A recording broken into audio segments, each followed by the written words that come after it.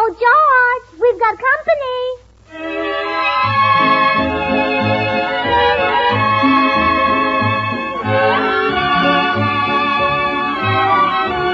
This is Bill Goodwin speaking for Lever Brothers, makers of Swan, the new white floating soap. Well, it's Tuesday night again, and that means another pleasant visit with George Burns and Gracie Allen and Paul Whiteman and his music. And now meet the people who live in the Burns house, George and Gracie.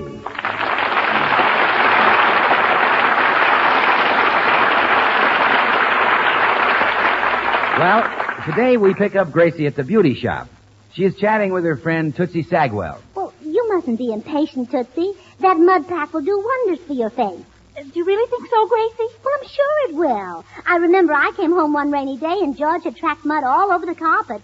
Well, after I scraped the mud off, the carpet looked much better. Gee, I'm so encouraged.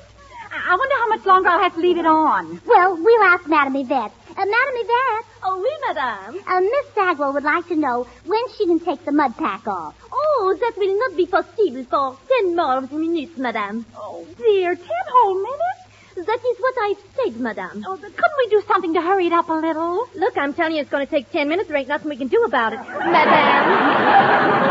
Well, Madame Yvette, we understand and thanks. Parlez-vous, madame? Oh, isn't she charming, Gracie? So continental. Oh, yes, a real daughter of France. I must invite her over for camembert sometime. Oh, do you like camembert? Oh, yes. Of course, I never drink much. The bubbles get in my nose. How cute. The French have a quality that no other people have. You know what I always say? Only soit qui mal y pense. I wish I knew what it meant. Oh, what do you care? It sounds marvelous. Gracie, if I ask you a question, will you promise to give me an absolutely honest answer? Oh, yeah, I promise, Tootsie. Go ahead. Well, I spend lots of time and money in this shop, and I really want to know now. Do you think I'll ever be beautiful? Well... do you think I'll ever be pretty? Well... do you think I'll ever be just a little above average? Well... Do you think I'll ever be just a little below average? Of course you will, Tootsie. Oh, thank you, Gracie. Oh, I'll bet I know why you're having all these treatments today. You've got a new beau, haven't you? That's right. Oh, isn't he divine? You know, I'm taking a course at night school now, and he's my instructor. What kind of a course? Automobile mechanics. Why, that's wonderful. I'm taking my third lesson tonight, and I simply must look my best. He and I are going to crawl under a truck together.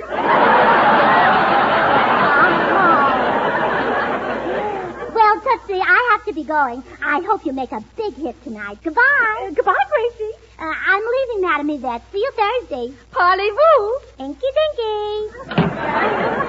I'll bet you got a shock when I answered her in her native tongue. Hello, Gracie. Oh, hello, Bill. Where are you walking to? Oh, down to Sunset. Well, I'm driving that way. Hop in. I'll take you as far as my house. Oh, thanks, Gracie. Gee, you know, Gracie, I'm getting a lot of lifts from girls lately. Only last night I had a funny experience riding in my girlfriend's car. Really? What happened? Well, I asked her to stop, so she did. And she kind of put her head on my shoulder, and I was whispering to her. What were you whispering, Bill? Oh, you know, Gracie, just cuddly stuff. Well, like what? Like what? Oh, you know, the same thing George whispered when he was courting you. Oh. And did she lend you the money?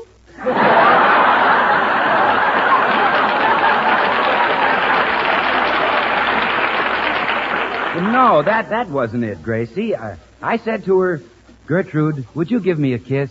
And she said no. And I said, would you for a big red apple? And she said no. And I said, would you for a bar of Swan soap? And she said, yes, because Swan is the new white floating soap that's purer than the finest Castile soap. Pure as an angel, mild as a warm spring rain. So then you kissed her? Well, I started to, but she slapped me. Oh, well, you were naughty. Oh, I'll say I was naughty. I interrupted her before she could finish saying that Swan is so pure it's always kind to your hands. No matter what soap and water job you use it for. Washing the dishes, washing hankies, hose and undies. Any job that calls for loads and loads of mild, pure suds. Well, what did you do after she slapped you, Bill? Well, I decided to use caveman tactics. I grabbed Gertrude in my arms. Oh? I crushed her to me. Yes? A light came into my eyes. It did? Yes, it was a cop with a flashlight. Well, he said, all right, you two, break it up, break it up. What did you do? Well, we broke it up. She took half the bar, Swan, and I took the other half. You know that's easy to do with Swan, Gracie. Just a flick of the wrist and you get 2 swell cakes of soap. One for the kitchen for dishes and cleaning, and one for the bathroom for your hands and face. Well, what finally happened, Bill? Oh, I'd rather not tell you. Oh, come on, tell me. What did Gertrude say? Oh, Gracie, I'd rather not tell you. Well, you'll have to get out now, Bill. You can walk home from here. You guessed it, Gracie. That's just what Gertrude said. Well, goodbye. Tell George I'll see him later. All right, goodbye. Oh, I wish George would take Bill aside and have a little talk with him. I bet George could learn plenty. Oh, you, George, I'm home. Oh, dear. Did you have to drive the car today? The very first day? What do you mean? This is December 1st. Don't you know what started today? George Washington slept here? Not a movie. Oh, of course. How could I forget? December 1st. Oh, sure. The lingerie sale at the May Company. Gracie, today is the start of gasoline rationing. Oh, really? Honey, don't you remember a couple of weeks ago I went to that school and came home with an A card? Oh, yeah, and I was very proud of you.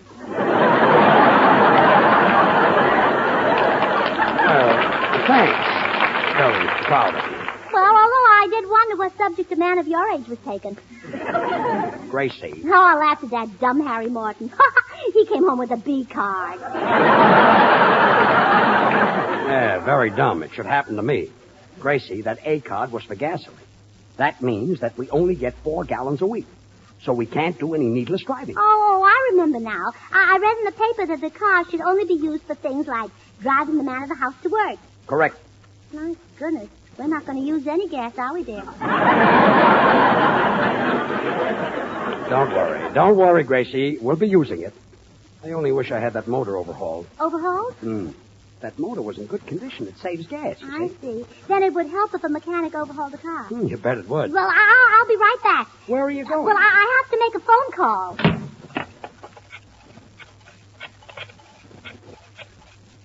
Hello, Tootsie?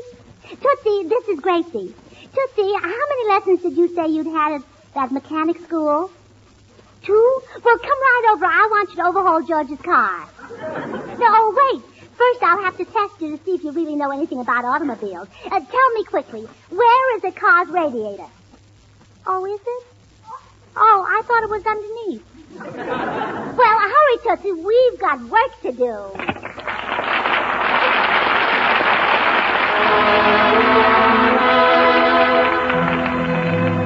This is Paul Whiteman. From Irving Berlin's smash hit, This Is the Army, the boys in the 6 Hits and a Miss have cooked up a mighty military arrangement of This Is the Army, Mr. Jones.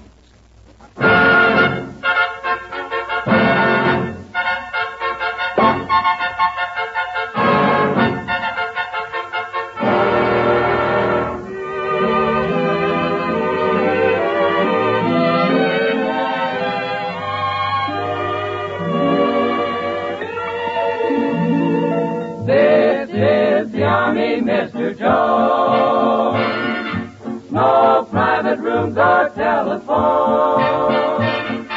You had your breakfast in bed before, but you won't have it there anymore. This is the Army, Mr. Green. We like the barracks nice and clean.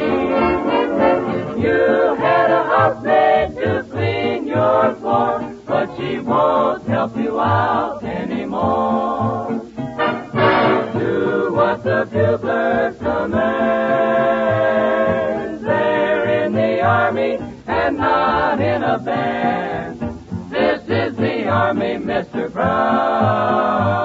And you and your baby went to town. Oh, she had you worried, but this is war, and she won't worry you anymore.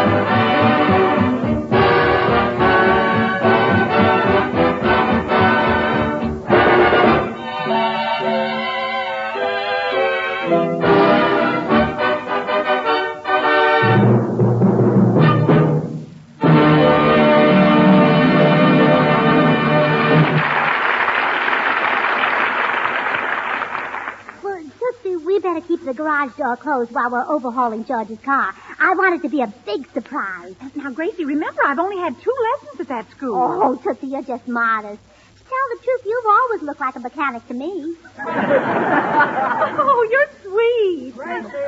Oh, Gracie! Oh, dearest George, you start working, Tootsie, and I'll be right back. I'm coming. What is it, dear? Look, I just got a call from Harry Morton. He told me he'd be waiting for me tomorrow morning. What's it all about? Well, you'd been talking about sharing rides, so I arranged a carpool. Oh, well, good. Now, tomorrow you pick up Harry Morton and Mr. Bracebridge and drop Harry off at the Douglas airplane plant. Then... Wait a minute. Harry Morton's in the real estate business.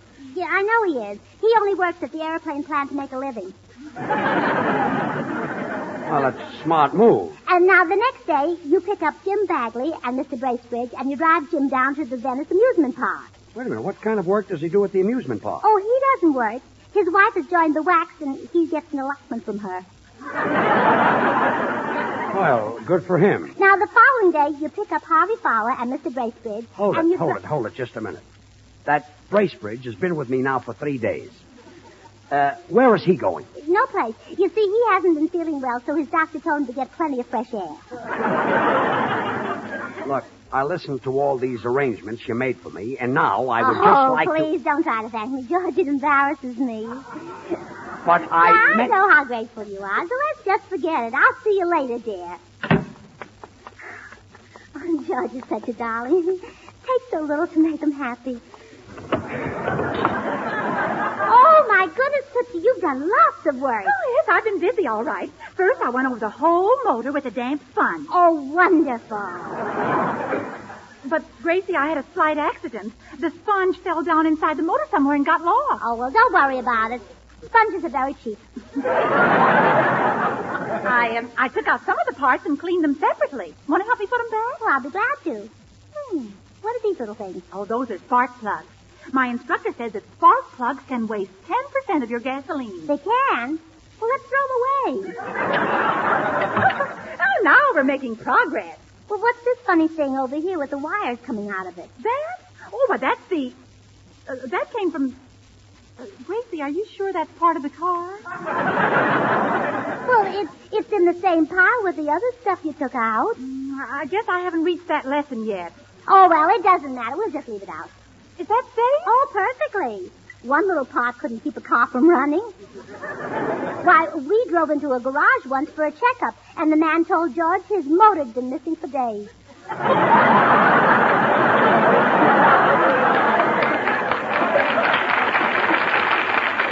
Imagine that. Tootsie, I've heard repairmen talk, and I know there's one thing they always do.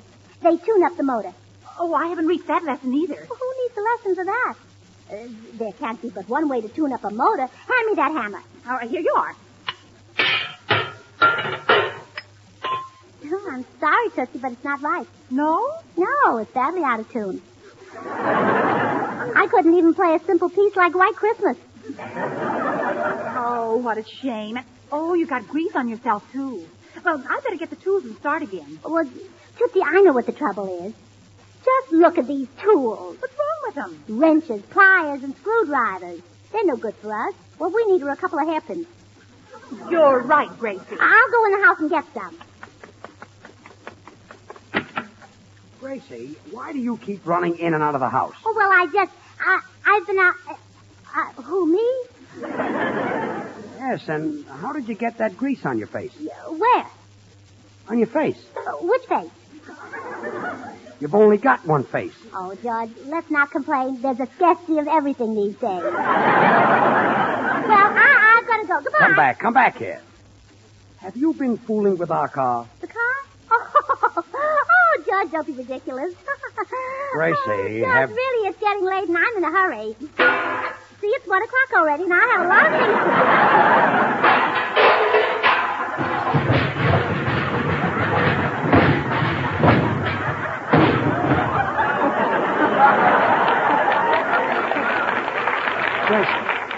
Gracie, holy smoke, what was that?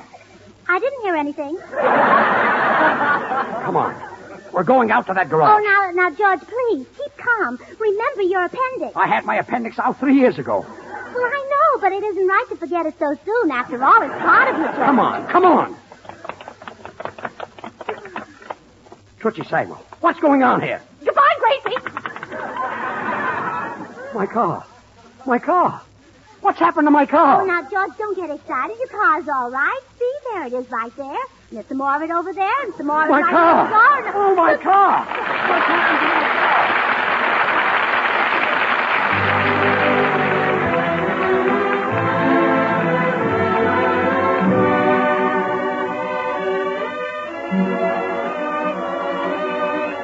car? For his number tonight, Jimmy Cash has selected a song that will never die. Jimmy Cash singing Lovely Lady. Reaching for moonbeams, oh heart of mine, finding just daydreams, you're so divine, so fate alone can decide it. Let's sing our love song, why hide it? Lovely lady, I'm falling madly in love with you. It's a feeling beyond concealing. What can I do? Take my heart, it's yours alone to keep forever.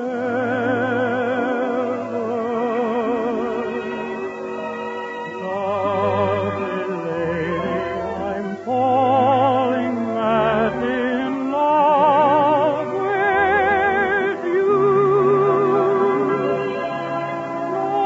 Lovely lady, I'm falling madly in love with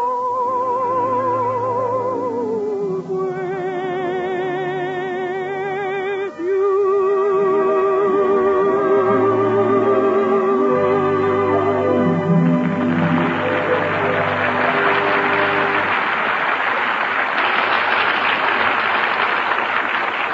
Now, George, don't get excited.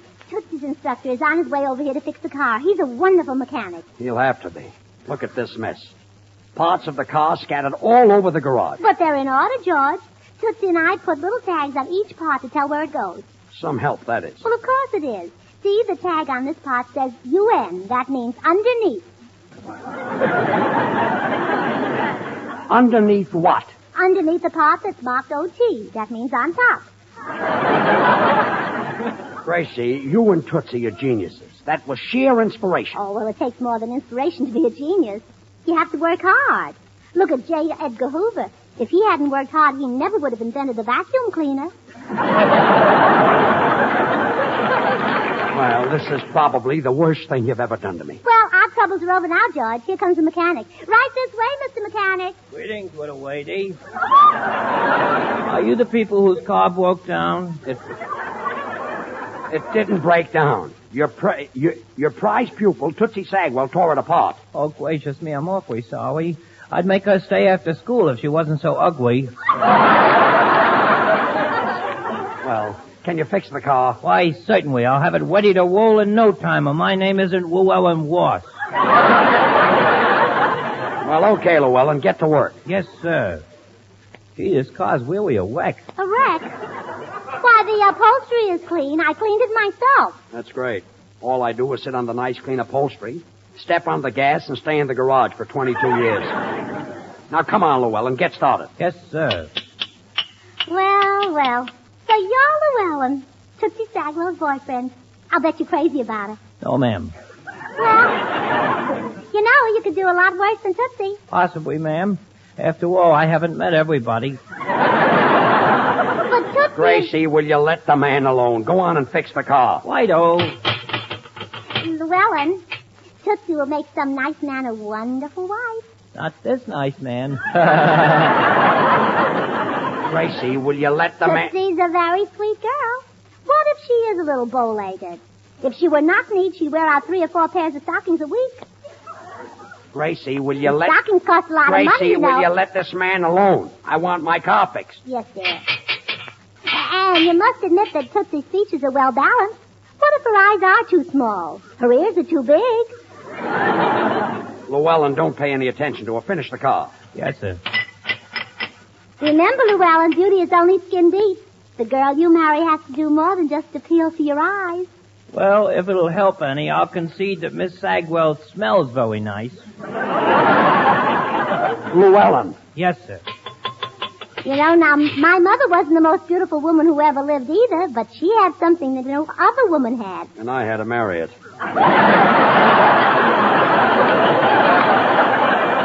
Gracie, once and for all, will you let the man do his work? I want this car fixed. Hi, George. Hello, Gracie. Hello, Bill. Well, Bill, I'm glad to see you. Gracie, Bill looks chilly. Go into the house and get him a cup of hot coffee. Oh, all right, dear. Coffee? What's that? Well, that's that light brown stuff that used to be dark brown. Oh, yeah, it's a great drink, wasn't it? Bill, I had to get rid of Gracie. This mechanic wasn't getting any work done on my car. Yeah, she was trying to get me married. It's ridiculous. Now, wait a minute. Just a minute. What's so ridiculous about you getting married? Oh, no, Bill, not you, too. Why, marriage is wonderful, Mr. Mechanic. Just picture a little white cottage with a little white kitchen. And by and by, a little white nursery. Oh, please, you embarrass me. Bill, I had enough trouble with Gracie. And picture this. You peek into the nursery, and what do you think you see? Does it start with a B? Why, sure. It's a sweet little precious bar of Swan soap. There goes my car. Swan, the new white floating soap that's purer than the finest Castiles. You can't buy a purer soap than Swan. Bill, let the man go to work. Mister, is that all that's in the nursery? A bar of Swan? Isn't there something else? Oh, yes. A little baby? A little baby. And that's why Swan's there. Because Swan is just perfect for bathing that little baby. You're right. That does it. Come on, Bill. Outside. Hey, outside. George, let go of my Come on, arm. outside. And Llewellyn, don't you open this door until this car is finished. But, George, I didn't get to tell him that Swan's mild, pure lather is kind to even a baby's tender skin. And if it's good for baby, well, it's good for anybody's hands and face, tub or shower. And he ought to know it, so I'm going in and tell him. Bill, he's fixing my car. Tell me about Swan soap. Oh, George, you use it every day. I've told you about Swan dozens of times. I know, Bill, but there was always somebody listening. Look, now the two of us are all alone. Yeah?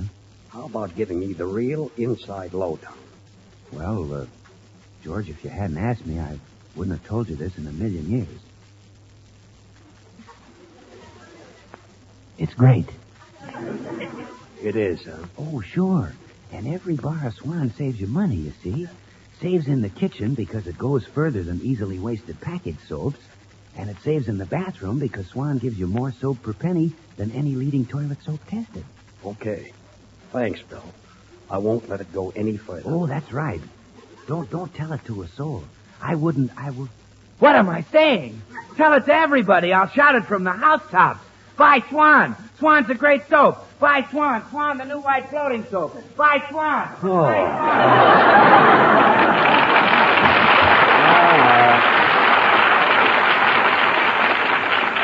That's really a guy. Oh, George, where is Bill going? He left without his cup of coffee. Is that coffee? Well, no, I was out of coffee, so I heated up a bottle of beer and I put some milk and cream in it. It's all right. Well, he'll be sorry he missed it. You know, Gracie... Mr. Burns, yes, Llewellyn. the car's all fixed. How do you like it? Gee, it looks swell. Say, you really did a great job. It'll run like a scared rabbit now. Well, I'll get in and start the motor and see how it sounds. Now, be careful of the upholstery, George. It took me hours to clean it. I know. That's funny. It won't start. Sounds to me like you're out of gasoline. Oh, that's impossible. I had it filled last night just before the deadline. I've got a full tank. Not now, George. What do you mean? There must be gasoline in the car. I can smell it. Yeah, isn't the upholstery nice and clean? You didn't. Yes, I did.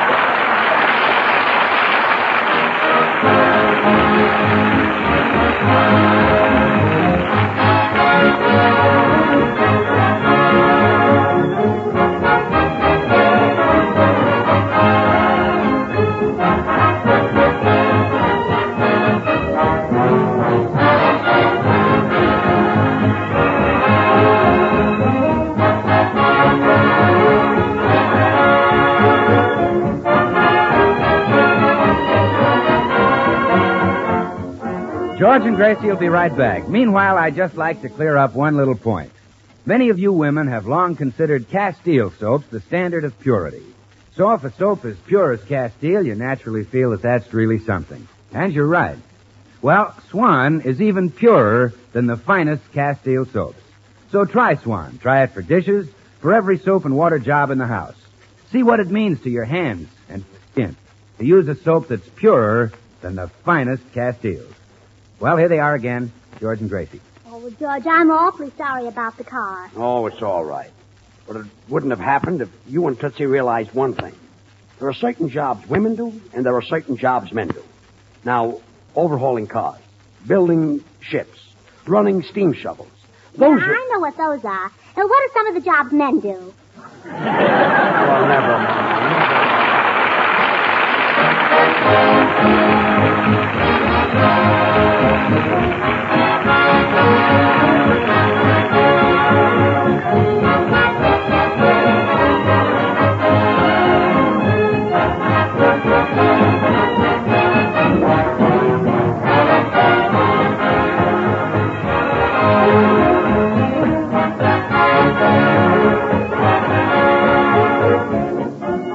The makers of Swan, the new white floating soap, join George and Gracie in inviting you to tune in again next week, same time.